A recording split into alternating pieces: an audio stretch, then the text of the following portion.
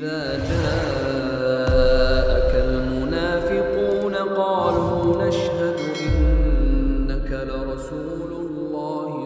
اللہ تعالیٰ قرآن میں ارشاد فرماتا ہے ان المنافقین فی الدرک الاسفل من النار، منافقوں کا ٹھکانہ قیامت کے دن اللہ تعالیٰ جہنم میں جو سب سے نچلا طبقہ ہوگا اور سب سے زیادہ خطرناک جو جگہ ہوگی، جہنم کی سب سے تباہ کن جو وادی ہوگی، اسی وادی میں اللہ تعالیٰ منافقوں کو رکھے گا۔ منافقوں کا معاملہ یہ تھا وَإِذَا لَقُوا الَّذِينَ آمَنُوا قَالُوا آمَنَّا وَإِذَا خَلَوْا إِلَىٰ شَيَاطِينِهِمْ قَالُوا إِنَّا مَعَكُمْ انما نحن مستہزئون۔ منافقوں کا معاملہ یہ تھا، ان کا عالم یہ تھا کہ جب مومنوں کے پاس آیا کرتے تھے، جب نبی کے پاس آیا کرتے تھے، جب نبی کے اوپر ایمان لانے والے صحابہ کے پاس آیا کرتے تھے تو کہتے تھے ہم تو ایمان لے آئے ہیں، ہم نے محمد ابن عبداللہ کو، محمد ابن عبداللہ کے ساتھ ساتھ محمد رسول اللہ بھی مان لیا ہے۔ لیکن وَإِذَا خَلَوْا إِلَىٰ شَيَاطِينِهِمْ قَالُوا إِنَّا مَعَكُمْ، جب شیطانوں کے پاس جاتے تھے، جب کافروں کے پاس جاتے تھے، جب نبی کے دشمنوں کے پاس جاتے تھے، جب اسلام کے دشمنوں کے پاس جاتے تھے، کہتے تھے ہم تو آپ کے ساتھ ہیں، ہم نے تو محمد کے دین پر ایمان نہیں لایا ہے، ہم تو راز لینے کے لیے، ہم تو راز و نیاز کی باتیں جاننے کے لیے ان کے پاس جایا کرتے ہیں۔ تو میرے بھائیوں کمال یہ ہے ہم اللہ تعالیٰ سے شرمائیں، ہم اللہ تعالیٰ سے حیا کریں۔ اللہ تعالیٰ انہی منافقوں کے بارے میں ارشاد فرماتا ہے یستخفون من الناس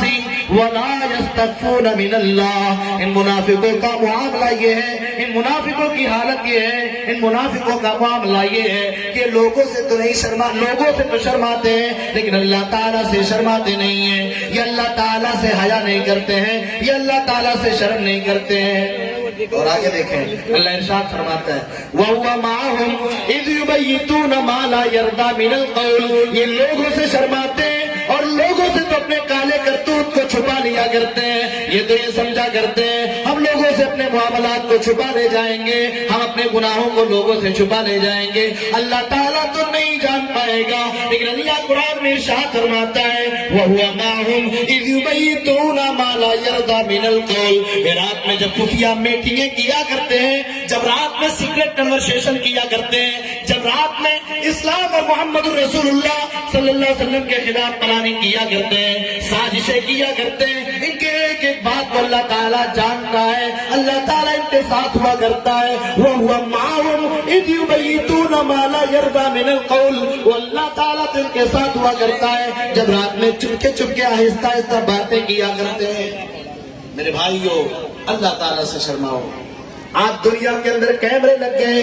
دکانوں پر کیمرے لگ گئے، دنیا نے سیکورٹیز کیمرے کا نام دیا، سیکورٹی کیمرہ ہے، ان کیمروں کے لگ جانے کے بعد خطرات کم ہو جاتے ہیں، چوریاں کم ہو جاتی ہیں، انسان سمجھتا ہے، چور کو بھی اس بات کا احساس ہو چکا ہے کہ اگر ہم چوری کریں گے تو ہماری ایک ایک حرکت ریکارڈ کر لی جائے گی، ہماری ایک ایک حرکت اس کیمرے میں ریکارڈ کر لی جائے گی اور ہم پکڑ لیے جائیں گے۔ میرے بھائیو یہ دنیا کے لوگوں کا بنایا ہوا کیمرہ ہے، یہ کیمرہ تو خراب بھی ہو سکتا ہے، اس کیمرے کی ویڈیو تو کرپٹ بھی کی جا سکتی ہے، اس کیمرے کا کیبل کر سکتا ہے، اس کیمرے کے اندر موجود ویڈیو کو ڈیلیٹ بھی کیا جاتا ہے۔ اللہ تعالیٰ نے دنیا بنانے سے پہلے جب اللہ تعالیٰ نے دنیا بنایا، زمین و آسمان کو اللہ تعالیٰ نے پیدا کیا، تب بھی اللہ تعالیٰ نے ہمارے کاموں کے ریکارڈ کے لیے، ہمارے ایک ایک حرکت کی ریکارڈ کے لیے اللہ تعالیٰ نے کیمرہ بنا دیا ہے۔ اللہ تعالیٰ نے ارشاد فرمایا وَإِنَّ عَلَيْكُمْ لَحَافِظِينَ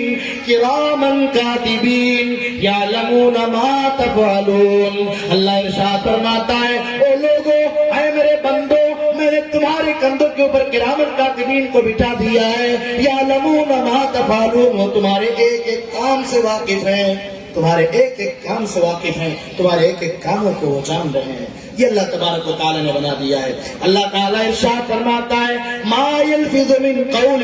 الا لدیہ رقیب عتید۔ اے میرے بندو اپنی زبان سے جو بھی باتیں نکالو گے، اپنی زبان سے جو بھی باتیں تم پیش کرو گے، جو بھی لفظ بولو گے، ایک جملہ بولو گے، کسی کو پتہ چلے نہ چلے، لیکن اللہ تعالیٰ ارشاد فرماتا ہے میرے وہ فرشتے جو تمہارے کانوں کے اوپر موجود ہیں وہ تمہارے ایک ایک لفظ کو نوٹ کر رہے ہیں۔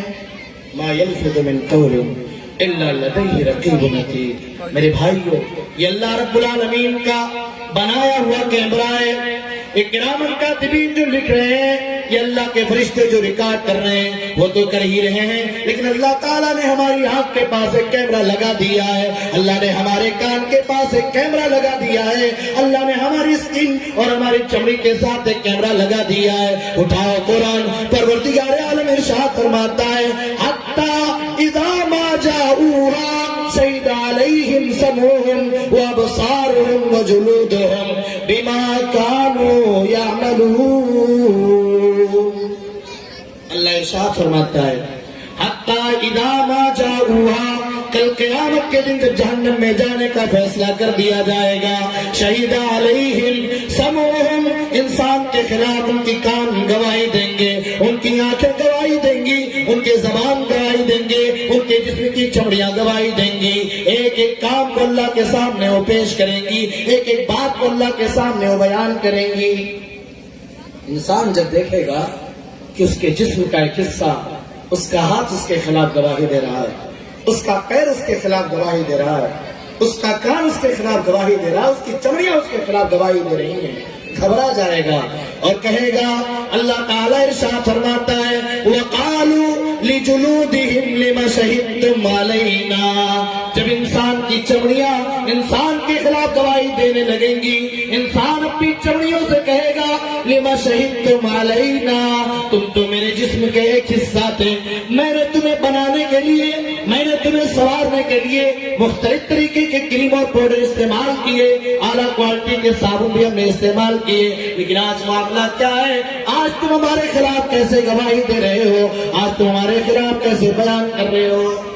یہ ہمارے جسم کے اعضاء ہمارے خلاف گواہی دیں گے۔ قالوا انطقنا اللہ الذی